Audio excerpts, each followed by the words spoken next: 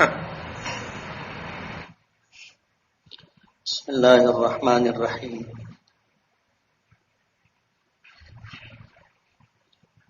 نحمده ونصلي على رسوله الكريم اما بعد قال النبي صلى الله عليه وسلم انا مدينة العلم وعلي بابها او كما قال عليه الصلاة والسلام۔ بزرگان محترم اور عزیز دوستو، رجب المرجب کا یہ مہینہ اپنے اندر بڑی خوبیاں اور اسی کے ساتھ تاریخ کا ایک بہت بڑا حصہ رکھتا ہے۔ رجب کا یہ مہینہ نبی کریم صلی اللہ علیہ وسلم کی معراج کا مہینہ بھی ہے۔ شب معراج علماء کی ایک جماعت کے نزدیک 27 رجب المرجب جو ہے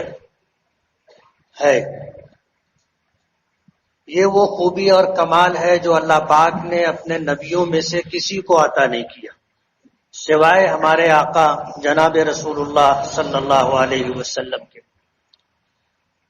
یوں تو یہ 12 کے 12 مہینے اللہ پاک کے بنائے ہوئے ہیں، اور اگر آپ گہرائی اور تفصیل میں جا کر کے دیکھیں گے تو 12 مہینوں کے کسی دن میں کوئی ایسا دن آپ کو نہیں ملے گا جس میں اسلام اور مسلمانوں کے لیے قربانیاں دینے کی تاریخ نہ رہی ہو۔ اللہ نے کوئی دن منحوس نہیں بنایا، کوئی مہینہ خیر سے خالی نہیں رکھا۔ یہ اللہ تعالیٰ کا حکمتوں والا ایک فیصلہ جو اللہ پاک نے اس کائنات میں جاری و ساری فرمایا۔ آج رجب کی 13 تاریخ ہے اور حضرت علی رضی اللہ تعالی عنہ کی یہ تاریخ پیدائش ہے۔ نبی کریم صلی اللہ علیہ وسلم کے دستے حق پرست پر ایمان لانے والے بالغ مردوں میں حضرت ابو بکر صدیق رضی اللہ تعالی عنہ، بچوں میں حضرت علی رضی اللہ تعالی عنہ، عورتوں میں حضرت خدیجۃ الکبریٰ رضی اللہ تعالی عنہ، اور غلاموں میں حضرت بلال رضی اللہ تعالی عنہ۔ یہ بھی خدائی تقسیم ہے کہ اللہ نے یہ خوبی اور کمال جسے چاہا اسے عطا کیا۔ ذالک فضل اللہ یؤتیہ من یشاء۔ تاریخ میں آتا ہے کہ حضرت علی رضی اللہ تعالی عنہ کی پیدائش کعبۃ المکرمہ میں ہوئی، کعبے کے اندر ہوئی، اور ہوا یہ کہ آپ کی والدہ فاطمہ بنت اسد رضی اللہ تعالی عنہ، فاطمہ بنت اسد اپنے شوہر حضور کے چچا ابو طالب کے ساتھ بیت اللہ کا طواف کر رہی تھی اور امید سے تھی۔ دوران طواف ہی درد زے کی تکلیف ہوئی اور اسی تکلیف کا تذکرہ انہوں نے اپنے شوہر ابو طالب حضور کے چچا سے کیا، تو وہ کعبۃ اللہ کے اندر لے گئے۔ 4 دیواری تھی، آج کی طرح کعبۃ اللہ نہیں تھا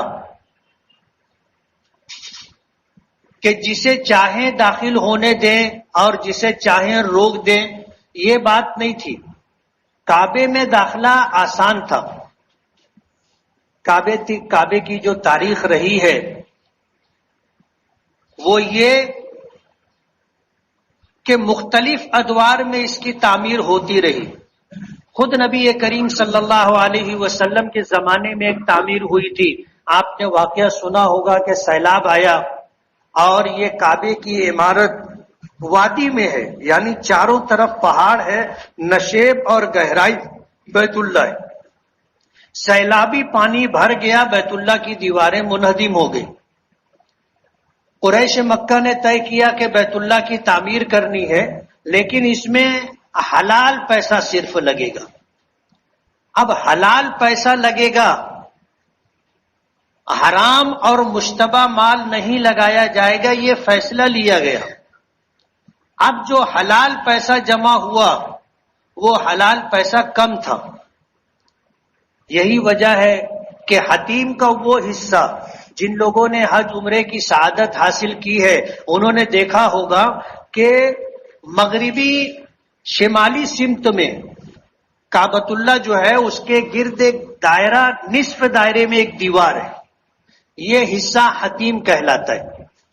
اصل میں حتیم کہتے ہیں کٹا ہوا حصہ.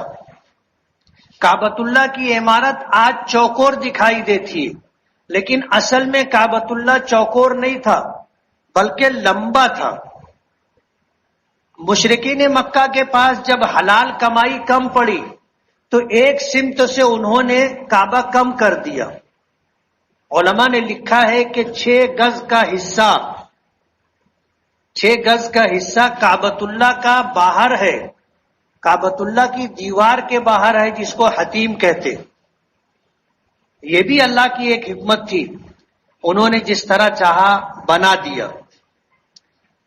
ابو طالب اپنی بیوی فاطمہ بنت اسد کو اسی چہار دیواری میں لے گئے اور حضرت علی رضی اللہ تعالی عنہ کی پیدائش وہیں پر ہوئی.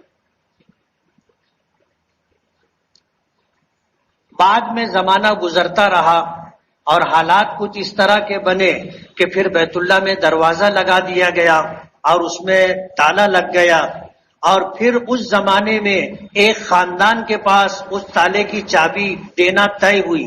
زمانہ جاہلیت سے خدمات طے تھی کہ حاجیوں کو پانی کون پلائے گا، حاجیوں کا استقبال کون کرے گا، حاجیوں کو کھانا کون کھلائے گا. یہ خدمات مختلف قبائل میں طے تھی. نبی کریم صلی اللہ علیہ وسلم کا وہ زمانہ، آپ اگر سیرت کے واقعات ذہن میں ہوں گے، آپ نے کتابوں میں پڑھے ہوں گے، تو ایک موقع تھا کہ نبی کریم صلی اللہ علیہ وسلم پر جب اللہ نے وحی نازل فرمائی، آپ اللہ کے نبی ہو گئے، حالات بدل گئے. جو لوگ آپ کو نبوت کا اعلان سے پہلے صادق الامین کہا کرتے تھے وہ سب لوگ مخالف ہو گئے.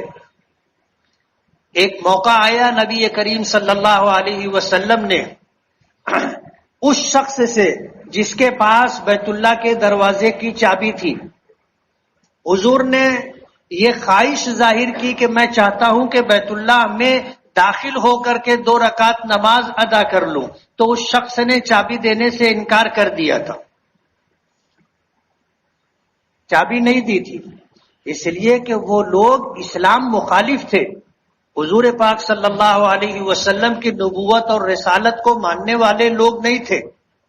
اس نے انکار کر دیا. تو حضور پاک صلی اللہ علیہ وسلم نے فرمایا تھا کہ تم یاد کرو، عثمان نام تھا، عثمان ابن طلحہ حجبی، یہ اس قبیلے کے سردار تھے.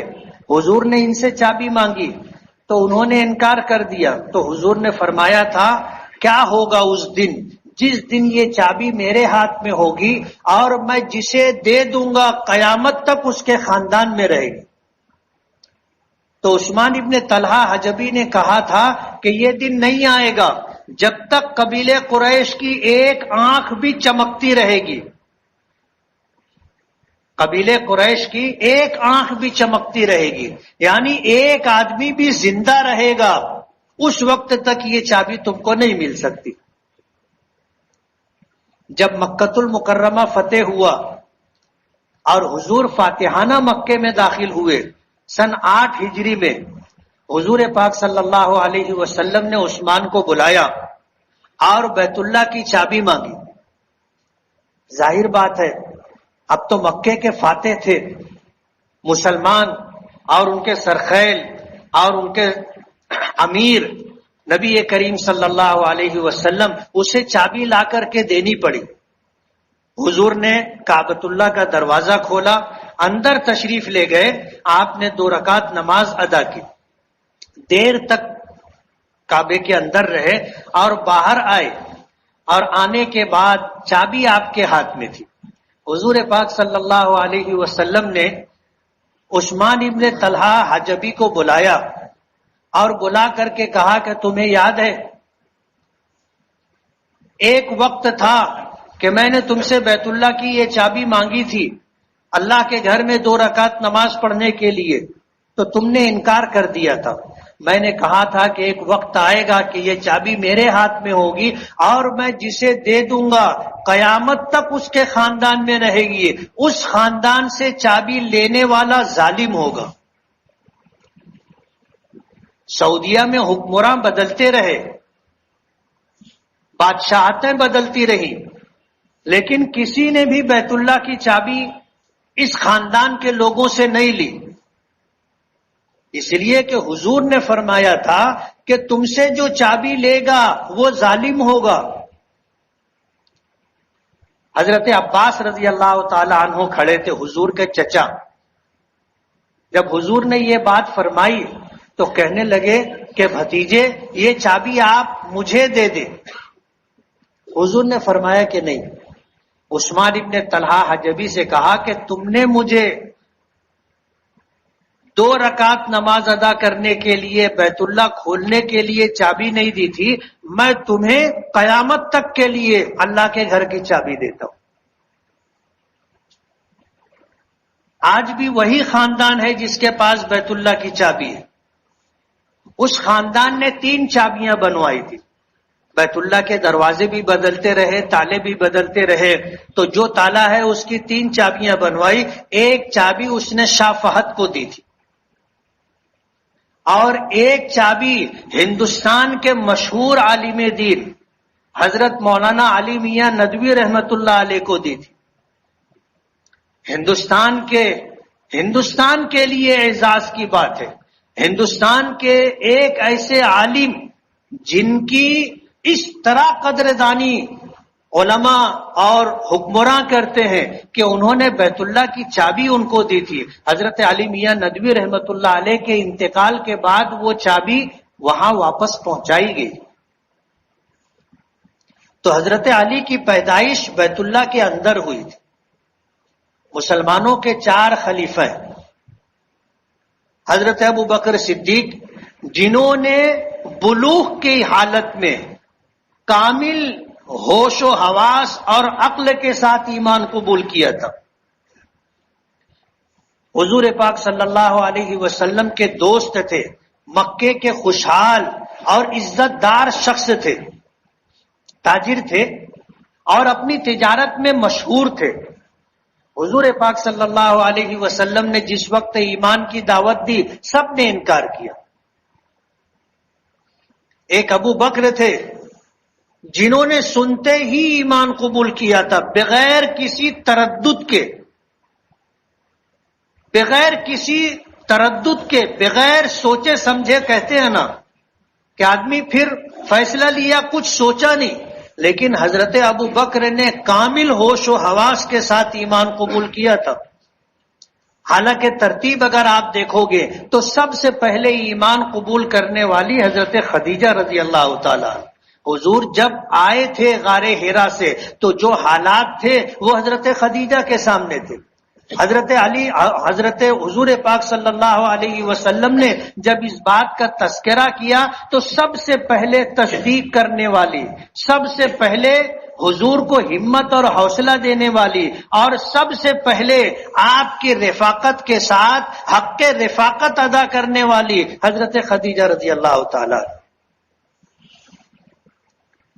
گھر میں حضرت خدیجہ، گھر کے باہر حضرت ابو بکر، اور بچوں میں حضرت علی، غلاموں میں حضرت بلال۔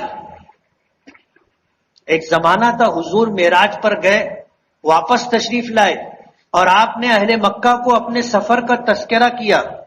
اہل مکہ کہنے لگے یہ کیسے ممکن ہے کہ 1 مہینے کا سفر اور پھر وہاں سے زمین سے 7 آسمان طے کرنا، عرش تک جانا، اور پھر جا کر کے اللہ سے ملاقات کرنا اور پھر واپس آ جانا، 1 رات کے اندر یہ واقعہ کیسے ہو سکتا ہے؟ یہاں سے تو بیت المقدس 1 مہینے کا سفر ہے۔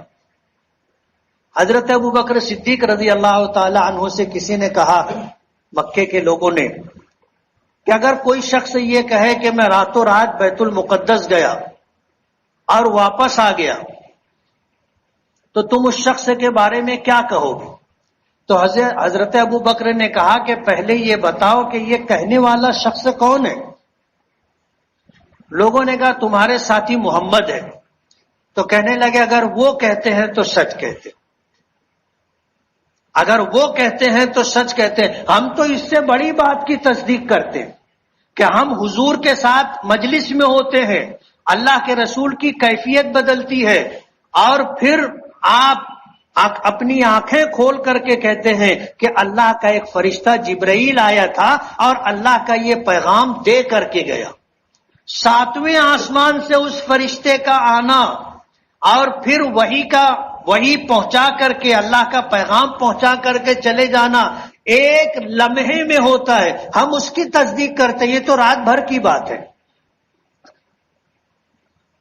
4 خلیفہ حضرت ابوبکر صدیق، اور دوسرے خلیفہ حضرت عمر، تیسرے خلیفہ حضرت عثمان، اور چوتھے خلیفہ حضرت علی. حضور پاک صلی اللہ علیہ وسلم کی عمر مبارک 30 سال ہوئی تھی، اور حضرت علی رضی اللہ تعالی عنہ کی پیدائش ہوئی تھی، یعنی حضرت علی حضور سے 30 سال چھوٹے تھے. عبد المطلب کی اولاد میں 2 بیٹے عبداللہ اور ابو طالب، یہ دونوں سگے بھائی تھے. یہ دونوں سگے بھائی تھے. عبد المطلب کی اور بیویاں بھی تھیں، ان سے اور بھی بچے تھے، لیکن یہ 2 سگے تھے. اللہ تعالیٰ نے حضرت آدم کی اولاد میں حضرت ابراہیم کو چنا تھا. حضرت ابراہیم کے خانوادے میں آتے آتے ہاشم کو چنا، اور ہاشم کی اولادوں میں عبد المطلب، اور عبد المطلب اور اسی کے پھر ان کے گھرانے میں اللہ نے یہ 2 بچے عطا کیے، ایک حضور پاک صلی اللہ علیہ وسلم اور دوسرے حضرت علی. ایک امام الانبیاء ہیں، سید المرسلین ہیں، اور دوسرے امام الاولیاء ہیں، حضرت علی رضی اللہ تعالی عنہ خلیفۃ المسلمین ہیں.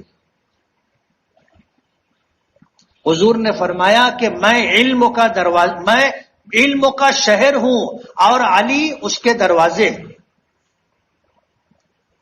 غزوہ تبوک کے موقع پر نبی کریم صلی اللہ علیہ وسلم جب جانے لگے غزوے میں تو اپنی جگہ مدینۃ المنورہ میں حضرت علی کو اپنا ذمہ دار اور نائب مقرر کیا تھا. تو حضرت علی کہنے لگے کہ اللہ کے رسول آپ مجھے عورتوں اور بچوں میں چھوڑ کر کے جا رہے ہیں، عورتوں اور بچوں میں چھوڑ کر کے جا رہے ہیں. تو حضور نے فرمایا تھا کہ علی کیا تمہارے لیے یہ نسبت کافی نہیں ہے جو حضرت موسیٰ اور حضرت ہارون میں تھی، کہ حضرت موسیٰ جب جانے لگے تو اپنے بھائی ہارون کو انہوں نے جو ہے اپنا نائب مقرر کیا تھا. کیا تمہارے لیے یہ نسبت کافی نہیں ہے کہ میں غزوے میں جا رہا ہوں اور اپنی جگہ تمہیں اپنا نائب مقرر کر کے جا رہا ہوں، لیکن سن لو کہ میرے بعد کوئی نبی نہیں ہوگا. حضرت موسیٰ کے بعد حضرت ہارون نبی ہوئے تھے. اللہ کے رسول نے شک کا دروازہ بھی بند کر دیا اور واضح کر دیا کہ میں تمہیں اپنا نائب تو مقرر کر رہا ہوں، لیکن سن لو کہ میرے بعد کوئی نبی نہیں ہوگا. حضرت علی رضی اللہ تعالی عنہ بہت جری اور بہادر تھے، بہت جری اور بہادر تھے. غزوہ بدر کے موقع پر جب آمنا سامنا ہوا تو اس موقع پر پہلے مبارزت ہوتی تھی. مبارزت کہتے ہیں کہ لشکر میں سے ایک آدمی آگے نکلتا تھا اور وہ اعلان کرتا تھا کہ تم میں کون ہے جو آ کر کے مجھ سے مقابلہ کرے گا، کون ہے جو آ کر کے مقابلہ کرے گا. تو ادھر سے ایک شخص نکل کر کے آتا تھا اور یہ سلسلہ چلتا رہتا تھا، ایک کے بعد ایک کے بعد اس طرح. اس کو مبارزت کہتے. جب آمنا سامنا ہوا، ایک طرف 313 نہتے اور ایک طرف 1000 افراد پر مشتمل مکمل لشکر تھا جو پوری طرح ہتھیاروں سے لیس تھا، جو جنگ کرنے ہی کے لیے آیا تھا. مسلمان جنگ کے لیے نہیں نکلے تھے. مشرکین مکہ کی فوج میں سے 4 آدمی آئے، 4 آدمی اور انہوں نے آ کر کے اعلان کیا کہ ہم سے کون مقابلہ کرے گا، آؤ۔ مسلمانوں کے لشکر سے مدینے کے رہنے والے انصار نکلے، انہوں نے کہا کہ تمہارا ہمارا مقابلہ نہیں ہے، تم واپس جاؤ، ہم اپنے لوگوں سے لڑنے کے لیے آئے، جو لوگ مکے سے ہجرت کر کے تمہارے یہاں آئے ہیں ان کو بھیجو، تمہارا ہمارا مقابلہ اور جوڑ نہیں ہے، تم کھیتی کرنے والے لوگ ہو، ہم جنگجو لوگ ہیں، ہم شجاع جری اور بہادر لوگ ہیں۔ انصار کو واپس کر دیا۔ تو 4 جو نکل کر مہاجر آئے ان میں ایک حضرت علی بھی تھے، اور حضرت علی کا جس سے مقابلہ تھا وہ ایک ایسا شخص تھا جس کا نام مرحب تھا، اور اس کی شجاعت، بہادری اور طاقت کا یہ حال تھا کہ اہل عرب مانتے تھے کہ یہ 1000 آدمیوں پر اکیلا بھاری ہے۔ حضرت علی اس کے مقابلے میں گئے تو نوجوان تھے، تو وہ شخص کہنے لگا کہ تم مجھ کو پہچانتے ہو؟ حضرت علی نے کہا کہ ہاں میں پہچانتا ہوں۔ اس نے کہا کہ میں وہ شخص ہوں جو تنے تنہا 1000 آدمیوں پر بھاری ہے، تم مجھ سے مقابلہ کرنے کے لیے آئے ہو؟ تو حضرت علی نے کہا کہ ہاں میں علی ہوں، ابو طالب کا بیٹا ہوں، اور میں وہ شخص ہوں جس کو موت زندگی سے زیادہ پیاری ہے، میں وہ شخص ہوں جس کو موت زندگی سے زیادہ پیاری ہے۔ مقابلہ ہوا، حضرت علی نے مار دیا، اور جو 4 لوگ گئے تھے مسلمانوں کی طرف سے، 3 تو اپنے دشمنوں کو انہوں نے قتل کر دیا، جہنم واصل کر دیا، ایک تھے حضرت عبید، وہ اپنے دشمن سے مغلوب ہو رہے تھے، اور دشمن نے جب تلوار ماری تو پیر کٹ گیا۔ حضرت علی ادھر سے فارغ ہوئے، اس دوسرے کو بھی حضرت علی نے نمٹا دیا تھا، اور اپنے ساتھی کو اٹھا کر لے کر کے آئے تھے۔ خیبر کی فتح کا واقعہ تو بہت مشہور ہے۔ خیبر کا یہودیوں کا قبیلہ تھا جو قلعہ بند تھا۔ غزوہ بدر کے موقع پر ان لوگوں نے، احد کے موقع پر ان لوگوں نے مخالفت کی تھی، اور جو معاہدہ نبی کریم صلی اللہ علیہ وسلم کے ساتھ کیا تھا وہ توڑ دیا تھا، مکے والوں کا ساتھ دیا تھا۔ جب معاہدہ ختم ہو گیا، توڑ دیا ان لوگوں نے، تو حضور نے پھر ادھر سے فارغ ہونے کے بعد خیبر کا محاصرہ کیا۔ 1 مہینے تک محاصرہ رہا، کوئی راستہ بنا نہیں۔ حضور پاک صلی اللہ علیہ وسلم نے فرمایا تھا کہ کل میں ایک ایسے شخص کو ذمہ داری دوں گا، یہ جھنڈا دوں گا، جو مجھ سے محبت کرتا ہے اور میں اس سے محبت کرتا ہوں، اور اس کے ہاتھ پر اللہ خیبر کی فتح عطا کرے گا۔ حضرت عمر رضی اللہ تعالیٰ عنہ کہتے ہیں کہ میں ساری رات بے چین رہا، نیند نہیں آئی، اور میری خواہش یہ تھی کہ یہ عزت اور یہ مقام اللہ مجھے عطا کرے، کہ اللہ کے رسول نے کہا ہے کہ اسے مجھ سے محبت ہے اور میں اس سے محبت کرتا ہوں، اور اللہ اس کے ہاتھ پر ہمیں فتح عطا کرے گا۔ حضرت عمر کہتے ہیں کہ رات بھر مجھے نیند نہیں آئی۔ صبح ہوئی، نماز کے بعد حضور نے پوچھا کہ علی کہاں ہے؟ نظر نہیں آ رہے تھے۔ پوچھا علی کہاں ہے؟ تو لوگوں نے کہا کہ اللہ کے رسول ان کی آنکھیں آئی ہوئی ہیں اور آنکھ کھل نہیں رہی۔ حضور نے کہا کہ علی کو بلاؤ۔ حضرت علی کو بلایا گیا، حضور نے اپنا لعاب مبارک ان کی آنکھوں میں لگایا، آنکھیں بالکل ٹھیک ہو گئی۔ حضرت عمر کہتے ہیں کہ جب سب بیٹھے ہوئے تھے تو میں ذرا اونچا ہو کر کے بیٹھا ہوا تھا کہ حضور جب دیکھے تو میں واضح طور پر نظر آ جاؤں،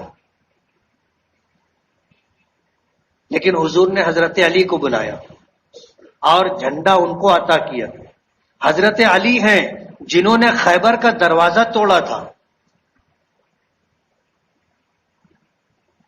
قلعے کا دروازہ حضرت علی نے توڑا تھا، اسی لیے ان کو فاتح خیبر بھی کہا جاتا ہے۔ علماء نے لکھا ہے کہ یہ دوسرا موقع تھا جب آپ کی آنکھوں میں لعاب مبارک حضور نے لگایا تھا، اور جب پیدائش ہوئی تھی تو اس وقت بھی حضرت علی کی آنکھیں بند تھی. ان کی والدہ فاطمہ بنت اسد کہتی ہے کہ مجھے ایسا محسوس ہو رہا تھا کہ میرا یہ بچہ نابینا ہے، آنکھ ہی نہیں کھولا. ہم حیران تھے کیا کریں، کہ اس موقع پر حضور تشریف لے آئے تو ہم نے اس بچے کو حضور کی گود میں دیا اور عرض کیا کہ یہ بچہ آنکھ نہیں کھول رہا ہے. حضور اس وقت نبی نہیں ہوئے تھے، لیکن مکے والوں میں محترم تھے، صادق الامین کہلاتے تھے. حضور کی گود میں دیا تو حضور نے اپنا لعاب مبارک اس وقت بھی لگایا تھا، اور لعاب مبارک لگاتے ہی حضرت علی نے آنکھ کھولی تھی. اور یہ وہ شخصیت ہے جس نے دنیا میں آنے کے بعد آنکھ کھولی تو سب سے پہلے حضور پاک صلی اللہ علیہ وسلم کو دیکھا تھا. یہ بھی خدائی تقسیم ہے، اللہ کا عطا کردہ اعزاز ہے کہ حضرت علی نے آنکھ کھولی تو سب سے پہلے چہرے انور کو دیکھا، اپنی ماں کو نہیں دیکھا، اپنے باپ کو نہیں دیکھا. آنکھ کھولی تو اللہ کے رسول صلی اللہ علیہ وسلم کا چہرہ دیکھا. حضرت علی کی بڑی خوبیاں ہیں، بڑے کمالات ہیں. اللہ پاک نے عجیب خوبیوں سے نوازا تھا. تھوڑے سے وقت میں ان کی زندگی کے بہت اچھے واقعات ہیں، ان کو بیان کرنا ممکن نہیں، لیکن اللہ پاک نے اپنے محبوب کو 4 ایسے خلیفہ عطا کہ ایک کو حضور نے صدیق کا خطاب دیا. صدیق کہ جب دنیا میری تکذیب کر رہی تھی، مرید سمجھتے ہونا، مرید اس کو کہتے ہیں جو کسی کی خوبیوں سے متاثر ہو کر کے اپنے آپ کو اس کے تابع کر دے، کہ میرا کوئی ارادہ نہیں، میرا شیخ یا میرا پیر جو کہے گا میں وہ کروں گا، اس کو مرید کہتے. اور ایک وہ ہوتا ہے جو مراد ہوتا ہے، کہ کوئی شخص کسی کو چنتا ہے. حضور پاک صلی اللہ علیہ وسلم نے دعا کی تھی کہ اللہ عمر ابن خطاب یا عمر ابن ہشام ان دونوں میں سے کسی کے ذریعے اسلام کو قوت اور طاقت عطا فرما. دوسرے دن حضرت عمر نے آ کر کے ایمان قبول کیا تھا، تفصیلی واقعہ ہے، ایمان قبول کیا تھا تو یہ حضور کی مراد تھے. اور حضور نے ان کو فاروق کا خطاب دیا. ہم کہتے ہیں نا عمر فاروق، فاروق ان کا نام نہیں ہے، عمر نام ہے، باپ کا نام خطاب ہے. اللہ کے رسول نے فاروق کا خطاب دیا اور فرمایا الفارق بین الحق والباطل، کہ یہ وہ شخص ہے جس نے حق اور باطل کے درمیان تفریق کی، یہ حق ہے اور یہ باطل ہے. حضور نے اللہ سے حضرت عمر کو مانگا تھا، سمجھ رہے ہو آپ؟ اللہ کے رسول نے اللہ سے حضرت عمر کو مانگا تھا، اور حضرت عثمان تیسرے خلیفہ اللہ کے رسول صلی اللہ علیہ وسلم نے عثمان غنی کو سخی ہونے کا خطاب دیا. حیادار شخص تھے. اللہ کے رسول نے اپنی ایک بیٹی ان کے نکاح میں دی، اس بیٹی کا انتقال ہو گیا، حضور نے دوسری بیٹی کا نکاح کیا، دوسری بیٹی کا انتقال ہو گیا تو حضور نے فرمایا تھا کہ اگر مجھے اللہ اور بیٹیاں دیتا تو میں انہیں عثمان کے نکاح میں دے کر خوشی محسوس کرتا. اللہ کے رسول کو اتنے محبوب اور پسند تھے. اور پھر حضرت علی کرم اللہ وجہ، حضرت علی کی پرورش حضور نے کی تھی. آپ اندازہ کرو کہ جس کی پرورش اللہ کے رسول نے کی ہو، کیسی پرورش کی ہوگی، کیسی تربیت کی ہوگی. لیکن یہ تقسیم ہے. ان خلفائے اربعہ میں پہلا مقام حضرت ابو بکر کا، دوسرا مقام عمر کا، تیسرا مقام عثمان کا، چوتھا مقام حضرت علی کا. اس کے بعد خلافت ختم ہو گئی. خود حضور نے فرمایا کہ خلافت 30 سال رہے گی، اس کے بعد خلافت ختم ہو جائے گی. تو حضرت علی کی شہادت پر 30 سال مکمل ہو گئے تھے.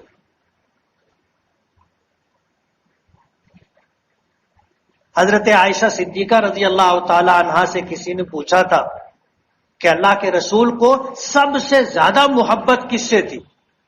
تو حضرت عائشہ رضی اللہ تعالی عنہا نے جواب دیا تھا کہ حضور کی بیٹی حضرت فاطمہ رضی اللہ تعالی عنہا ہے، جن کو حضور کو سب سے زیادہ محبت تھی۔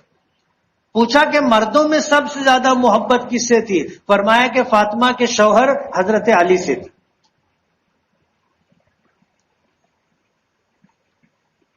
کبھی ایسا بھی ہوا کہ ایک موقع پر حضور نے کسی غزوے کا امیر ایک شخص کو مقرر کیا، تو وہ شخص یہ سمجھا کہ اللہ کے رسول مجھ سے سب سے زیادہ محبت کرتے ہیں۔ آگے پوچھا کہ اللہ کے رسول آپ کے نزدیک سب سے زیادہ محبوب کون ہے؟ تو حضور نے فرمایا ابو بکر۔ اس نے پوچھا کہ ابو بکر کے بعد کون ہے؟ کہا کہ ابو بکر کی بیٹی عائشہ۔ وہ شخص خاموش ہو گیا کہ کہیں ایسا نہ ہو کہ میرا نمبر ہی نہ آوے۔ تو یہ خدائی تقسیم ہے۔ 13 رجب المرجب حضرت علی رضی اللہ تعالیٰ عنہ کی تاریخ پیدائش ہے۔ شخصیات پر گفتگو میں کم کرتا ہوں، اس لیے کہ یہ تاریخی موضوع ہے، اور تاریخی موضوع میرا عنوان نہیں۔ مجھ کو تاریخ سے دلچسپی نہیں، مجھ کو فقہ سے دلچسپی ہے۔ مسئلہ پوچھو اور اللہ کا احسان ہے، اللہ کا احسان ہے، مالیگاؤں ہی نہیں، مہاراشٹر نہیں، ہندوستان ہی نہیں، پوری دنیا سے لوگ مسئلہ پوچھتے۔ اللہ نے توفیق دی، ہم نے بڑی محنت کے ساتھ پڑھا، اور سوال پوچھے جانے پر جواب اللہ ایسا دلواتا ہے کہ پوچھنے والا مطمئن ہو جاتا، پھر اس کو کسی سے پوچھنے کی ضرورت نہیں رہتی۔ یہ بھی اللہ کا کرم ہے، اپنا کوئی کمال نہیں ہے۔ لیکن تاریخ میرا موضوع نہیں ہے، تاریخ میرا موضوع نہیں ہے، فقہ سے دلچسپی ہے، اس لیے شخصیات پر میں کم بولتا ہوں۔ لیکن آج اتفاق ہے کہ 13 رجب المرجب ہے اور حضرت علی کی تاریخ پیدائش ہے۔ ہم لوگوں میں حضرت علی رضی اللہ تعالی عنہ کا تذکرہ کم ہوتا ہے۔ حضرت ابو بکر کی، حضرت عمر کی، حضرت عثمان کی خوبیاں گنائی جاتی ہیں، حضرت علی کا تذکرہ کم ہوتا ہے۔ اس لیے خاص طور پر میں نے اس وقت حضرت علی رضی اللہ تعالی عنہ کی شخصیت کے متعلق گفتگو کی۔ یہ حضور کے ایسے فدائین میں تھے کہ جب حضور مدینہ ہجرت کرنے لگے تھے تو مکے والوں کی امانتیں ان کو سپرد کی تھی اور اپنے بستر پر سلایا تھا، اور یہ کہا تھا صبح ہوگی لوگوں کی امانتیں واپس کرنا اور پھر مدینہ آ کر کے مجھ سے ملاقات کرنا۔ تو حضرت علی سے لوگوں نے پوچھا تھا کہ علی، تمہیں حضور نے موت کے بستر پر سلایا تھا، حضور کو قتل کرنے کے لیے لوگ گھر گھیر کر کھڑے تھے، اور اس بستر پر سونے والے حضور تھے اور حضور کو قتل کرنے کے ارادے سے آئے تھے، اس رات تمہیں نیند آئی تھی؟ تو حضرت علی نے جواب دیا تھا کہ ایسی نیند آئی تھی کہ مجھے زندگی میں ایسی نیند کبھی نہیں آئی۔ لوگوں نے پوچھا کہ ایسی کیا بات تھی؟ کہا کہ اللہ کے رسول نے کہا تھا کہ تم اس بستر پر سو جاؤ، صبح اٹھنا، لوگوں کی امانتیں واپس کر کے میرے پاس آنا۔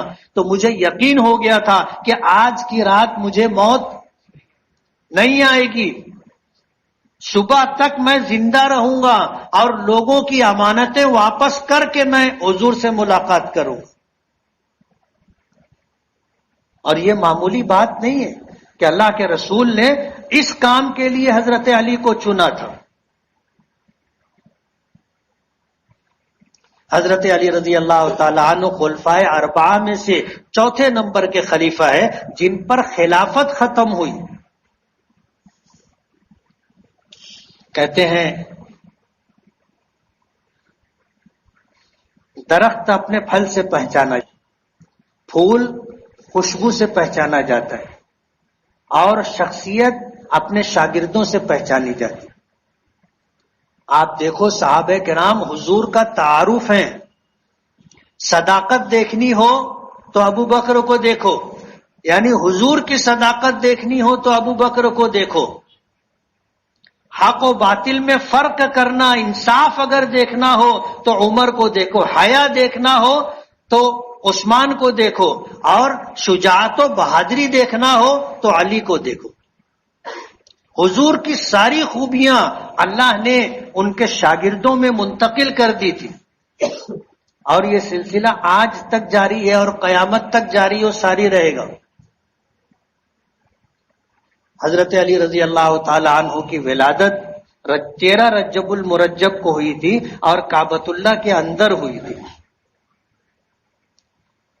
اس لیے یہ عطا خداوندی ہے، اللہ جسے چاہتا ہے وہ یہ مقام عطا کرتا ہے۔ اللہ تعالی ہمیں نبیوں سے، صحابہ سے، تابعین سے، تبع تابعین سے، اولیاء کرام سے، بزرگان دین سے، علماء سے، حفاظ سے، ائمہ سے، دین کے خدمت گاروں سے اللہ تعالی ہمیں سچی محبت اور عقیدت عطا فرمائے۔ وآخر دعوانا ان الحمد للہ رب العالمین۔ جن لوگوں نے سنتیں نہ پڑھی ہوں وہ سنت پڑھ لیں۔